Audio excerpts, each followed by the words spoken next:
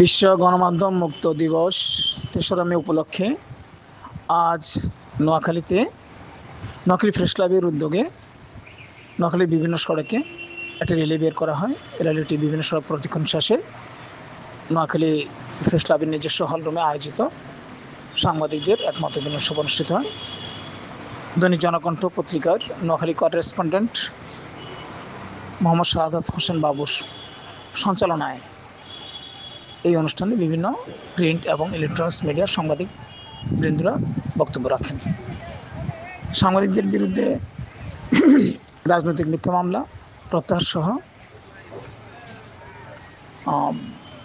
এবং তাদের সম্মানী ভাতা নিশ্চিতকরণ সহ সরকারের এবং সাংবাদিকদের নিরাপত্তার ব্যাপারে সরকারের হস্তক্ষেপ কামনা করছে প্রিন্টস এবং ইলেকট্রনিক্স মিডিয়ার সাংবাদিক বৃন্দ। পাশাপাশি সাগররুনির হত্যাকাণ্ডটি পুনরায় উন্মোচিত করে আসামিদেরকে আইনের আওতায় এনে তার বিচারের দাবি জানাচ্ছে। বিগত সরকার আমলে সাগররুনি হত্যাকাণ্ডটি বিভিন্নভাবে তালবাহানা করে ধামাচাপা দেওয়া হয়।